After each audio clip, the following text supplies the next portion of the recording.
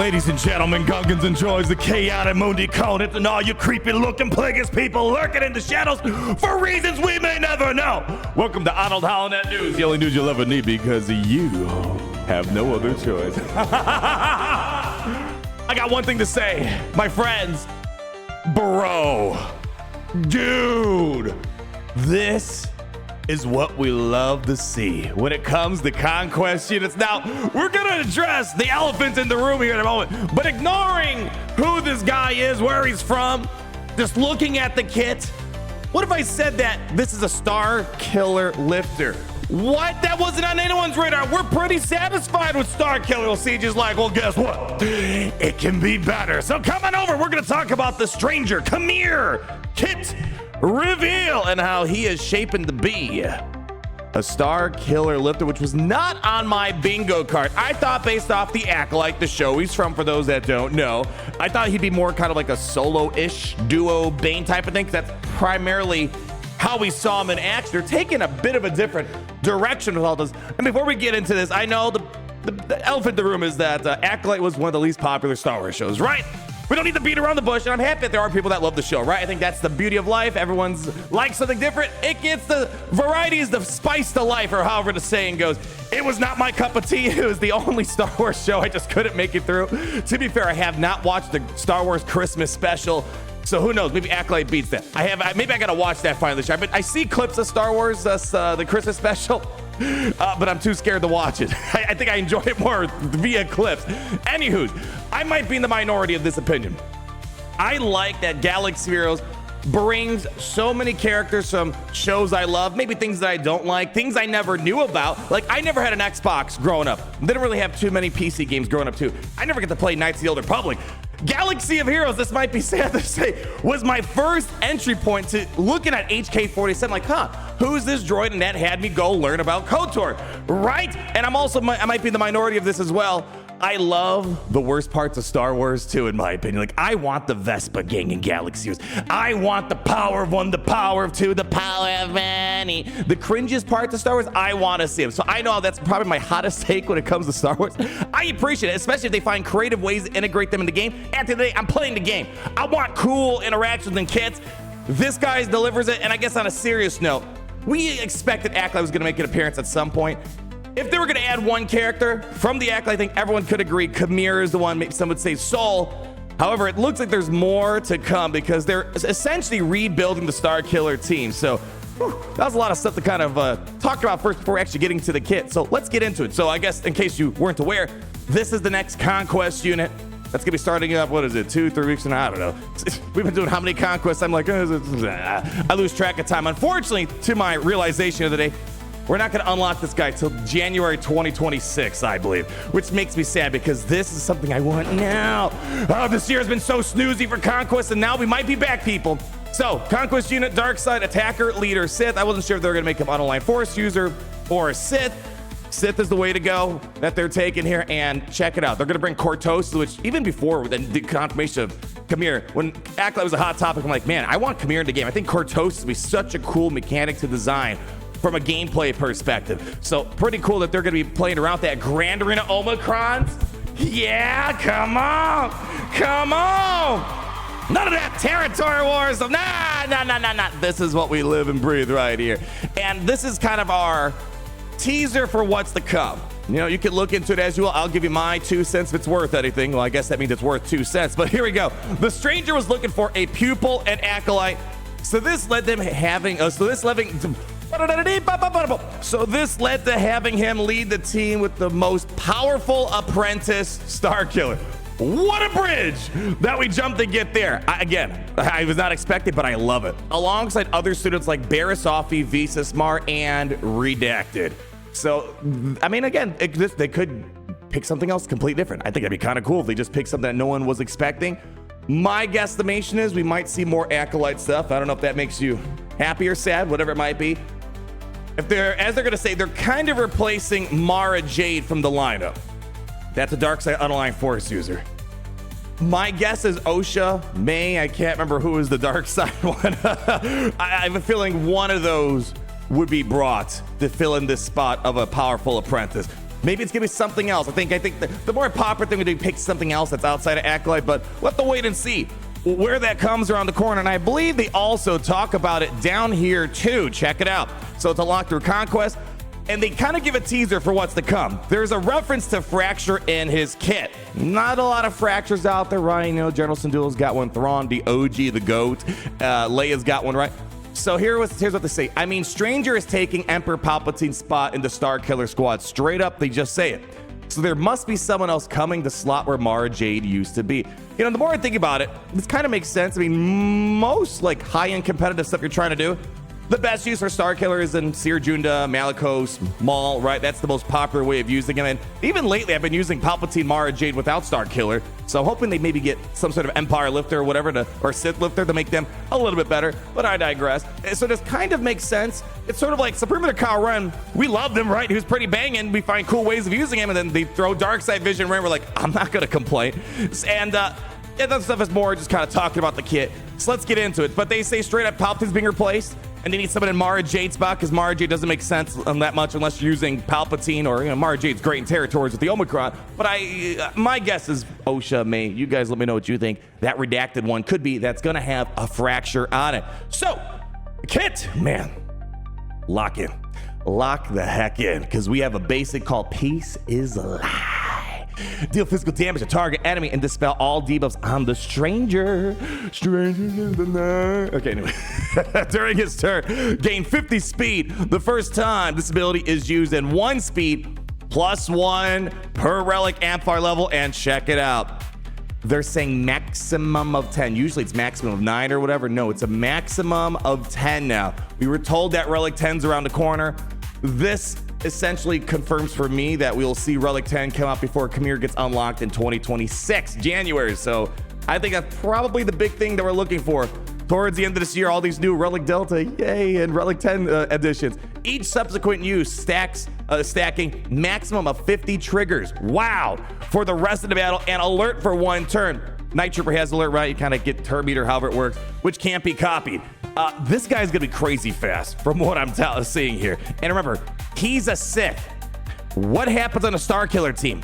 Starkiller assists when the Sith is Starkiller assists when the Sith is using a basic ability. So that's what I want you to remember. Starkiller is gonna be playing a ton with this ability right here. And we're not even done yet. During his turn, the Stranger has 250 speed more than the target enemy. What? I'm sorry, if the Stranger has more than 250 speed, more G's. Gosh, I'm way too excited for this kid here. Let me roll it back. During his turn, if the Stranger has 250 speed or more than the target enemy, you instantly defeat the target enemy once per battle, which can't be evaded. Dude. Wow. Okay, I'm interested. I'm in, baby. I love this. This looks like so much fun. So much speed ramping. He is going to be crazy, getting tons of turns using basic. Starkiller is going to be assisting a ton. Insta kills. Yeah. Let's keep moving. That's just the basic. Special 1. An Acolyte kills the Dream. Cooldown of 5. And Omicron. That's Grand Arena. Thank you. All right. Here's what we got. Deal physical damage to target enemy. And I love look at that, throwing his lightsabers on. Such a cool animation there. So deal physical damage to target enemy, and the Stranger gains perfect defense for 1 turn. That was more of kind of like a Spectre type of mechanic. That I'll be honest, when I'm fighting a Spectre team, I'm not even really paying too much attention to it, which can't be copied, dispelled, or prevented. Call all Darkseid unaligned Force user allies. Call all their Darkseid unaligned Force user Acolyte allies to assist. So again, if you're buying into my theory that there's going to be more Acolyte stuff, I don't know how much more can be spelled out here. Unless maybe Acolyte's a new tag. Maybe I'm looking in too much. Maybe Acolyte's going to be a new tag and not necessarily the Acolyte TV show, right? It's kind of like we have Night Sister Acolyte, something. Maybe that's what they're looking at. Hard to say at this point, but again, my suspicion is May OSHA, however it went in the story. And then gain 50% max health the first time this ability is used, and 5% max health each subsequent use, stacking for the rest of the battle. Inflict all enemies with tenacity down for 2 turns, and all enemies with less than full health are exposed for 1 turn. And we're not even done yet. Let's just keep reading before I share more thoughts on this. If there's only 1 enemy remaining, all Darkseid unaligned Force user Acolytes instantly defeat the target enemy. Maybe I missed something.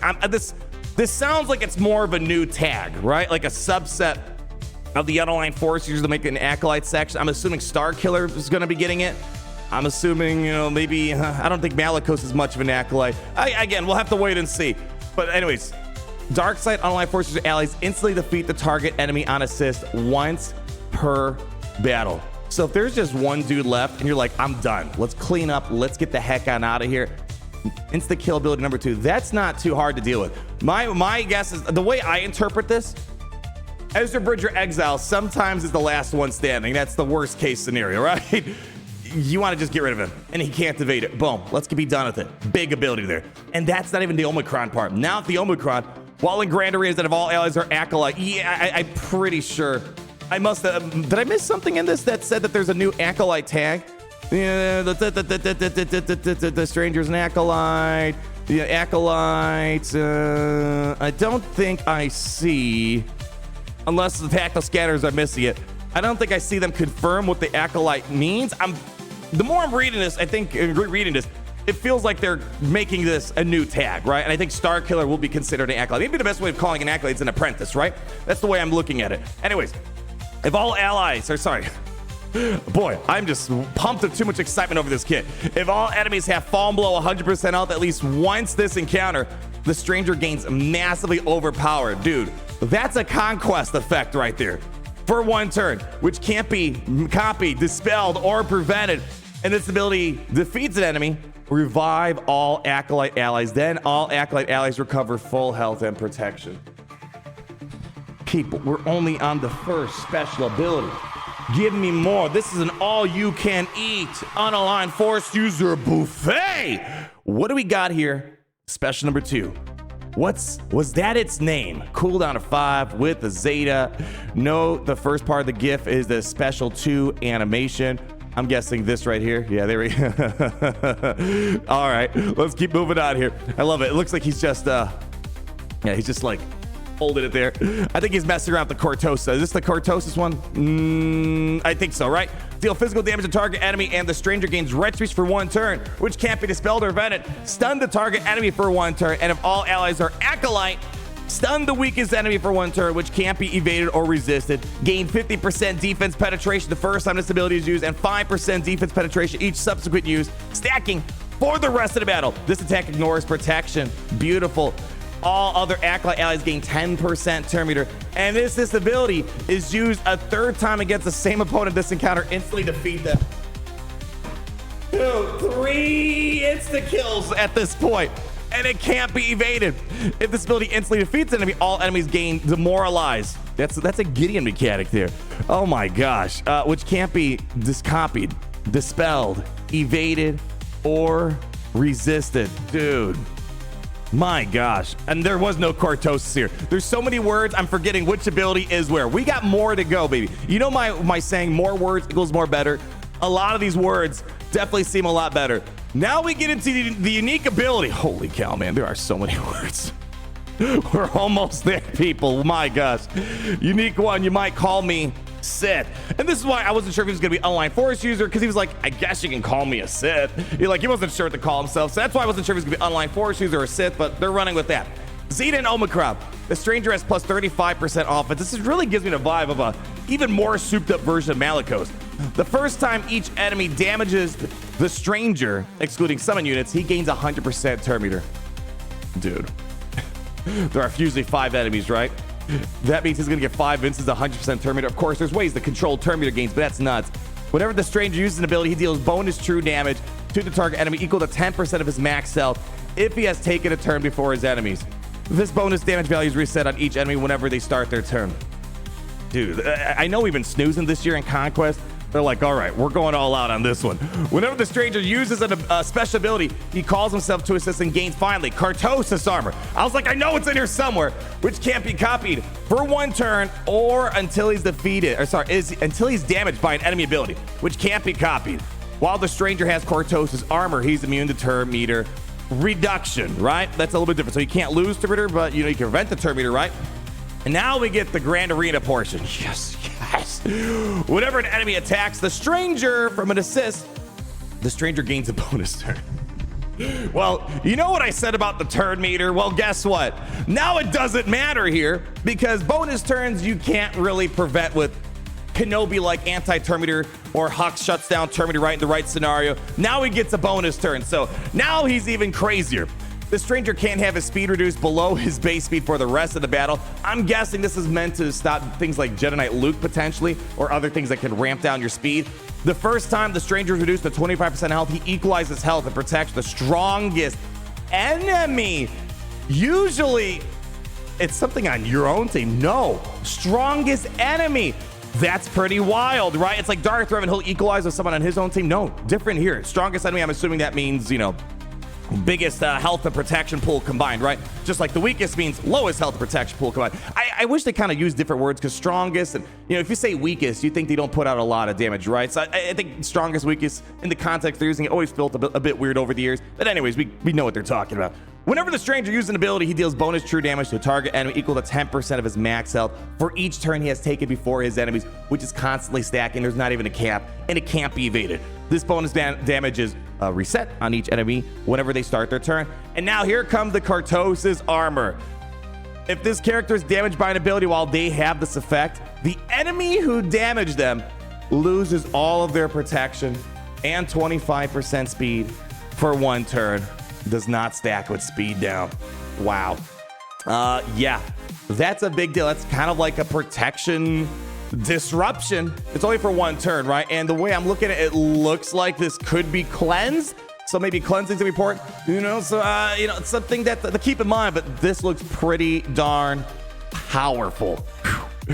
Well, let's keep moving. Now we have the leader ability, finally. So again, taking Palpatine's spot, I want a pupil. Zeta and an Omicron on it. All allies gain 50% access. Screw you, Ezra Bridger Exile. Screw you. Whenever an enemy attacks on a turn, reduce the cooldown of was that its name by 1. 2, if the enemy was a Jedi. Yeah, I don't know why. Maybe because Ezra's always on my mind. This sounds like a big F you to Ezra. And at the start of the battle, if there are no Galactic Legend allies, and the Stranger has exactly 1 Jedi, 1 light side unaligned Force user, 2 dark side unaligned Force user allies.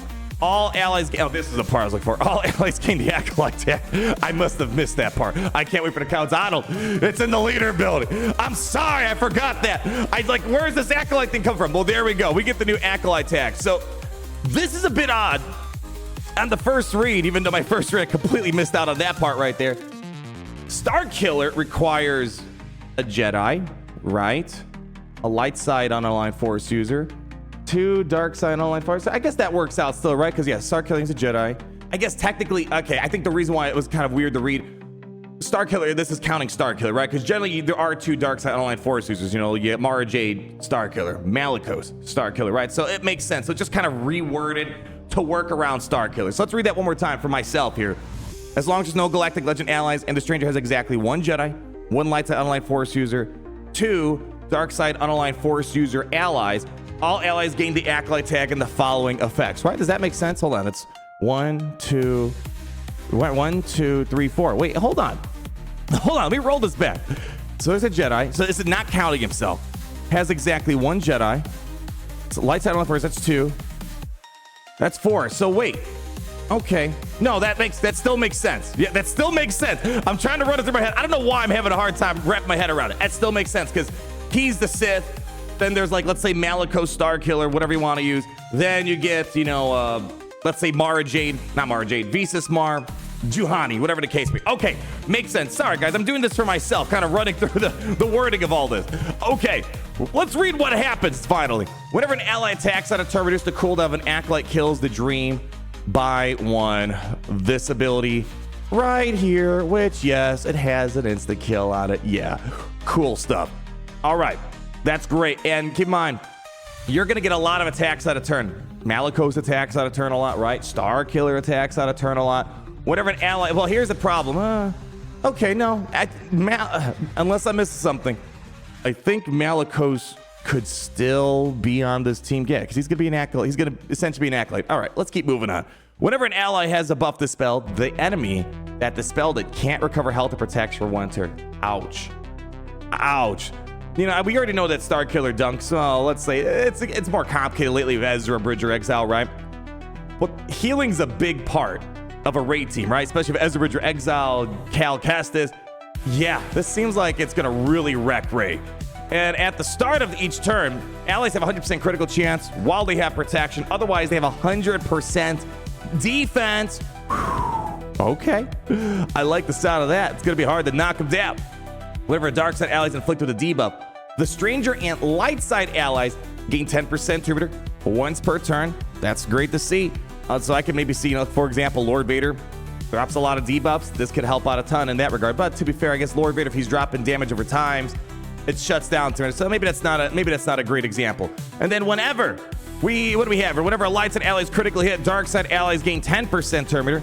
Okay, once per turn. Nice. So again, you're gonna gain lots of turns on this team. Whenever an ally assists, which is like all the time with Maliko Starkiller, dispel all debuffs on the ally they are assisting. Oh yeah. Oh yes. I guess the way to look at it, let's say Qimir, Stranger, does a basic. Starkiller comes into the assist, right? Dispel all debuffs on the ally they are assisting. So I'm guessing that means Starkiller is assisting off of Qimir, which means Qimir gets cleansed, something along those lines. Whenever an ally counterattacks, inflict the target enemy with defense down for 1 turn. Nice.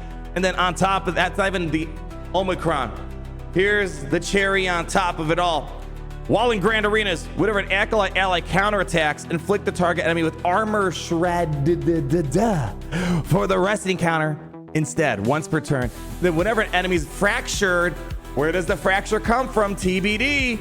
All enemies lose 100% turn meter, which can't be resisted. Let me read that one more time. Whenever a single enemy is fractured, everybody is losing turn meter. I think the way to look at this, I don't know if this is the inspiration they're coming from, when Qimir had this whole showdown with an entire team, you know, one dude gets killed, everyone's like, whoa, what just happened? That's the way I'm looking at it, right? That's absolutely crazy. We're not even done yet. Whenever an Acolyte ally takes damage from an enemy on consecutive turns, they gain a bonus turn. Oh man. Whenever this bonus turn occurs, that ally can't gain another bonus turn this way until taking damage from an enemy on consecutive turns again. So right, it's got a bit of a cooldown on it. Enemies deal 35% less damage when attacking an Acolyte from an assist. Oh man. This sounds like it's gonna stack very well. You know, Starkiller's unique ability, assuming I'm understanding it, still should work, right? You drop a debuff, he's already reducing damage. This sounds like it's gonna be additional, so that sounds deadly. And Starkiller's kind of a funky team, right? You need a 3v3 condition. In 3v3 Grand Arenas, if the team includes 2 Darkside Unaligned Force users, this will fulfill the conditions for the Acolyte tag. So again, my understanding of this here, after spending 20 minutes talking about the 5v5 aspect of it all, Qimir's leading, and no Jedi here. No lights at Unaligned Force users. It has to be 2 Darkside Unaligned Force users for simplicity's sake. Let's say Starkiller Malikos, Starkiller Maul Malikos. That's what I'm seeing right now. But again, there's more to come. We know that there's a fracture. Where the heck does the fracture come from? We don't know. We know that they're eyeing to replace Mara Jade now that Qimir replaces Emperor Palpatine. So, I hope CG does this. I think the magic of a Starkiller team, it's the closest team that evokes that original feeling of Galaxy Heroes. I'm taking a Captain Rex, I'm merging with the Chirrut, with the Nihilus, with the Thrawn. I hope they keep that going, and I guess to be fair, Palpatine and Mara Jade work together, but this would be a great opportunity to really kind of tie in another out of left field Darkside Unaligned Force we're not expecting. But again, if I had to put money down, I'm guessing May Osha. I wish I could remember which one ended up being the dark side. I can't remember. It doesn't matter because this kit is absolutely sick. So hopefully, I think CG was very smart with this, because if this was a territory war type of character and it wasn't for Starkiller and Acolyte already has got a lot of heavy baggage on it, I don't think people would be excited about this. But the fact that you're throwing it in a Starkiller team and it's got so many insta kills, it's a Sith, dude. This is a killer kit to wrap up 2025, and we gotta wait till 2026 to finally unlock it. But I am beyond stoked. Most excited I've been to unlock a Conquest character in the entire Dark Division Raiders account, because that was technically 2024. You guys let me know. Are you guys excited about this? Again, I know some of you guys, I'd say probably most of you guys perhaps, did not like the Acolyte, but again, just put that hate aside for a moment. Be like me. I think a lot of us can have crazy appreciation for what this is going to bring to the Starkiller lineup. Thank you so much for stopping by today. This is Arnold Howlnet News, the guy that's trying to figure out the kit so you don't have to figure it out. I don't know. I love that. Listen, you know it's a good kit when I have to sit here. I have to think, like, I have to like double check like a bunch of things I'm thinking about, and I love this kit a lot. I love just the initial ideas that we're putting on the table, and I think there's way more to come. Home run kit for me, but you know what? It all matters what you guys think. And at the end of the day, because of you guys, we can all say how it's great to be in the Empire today.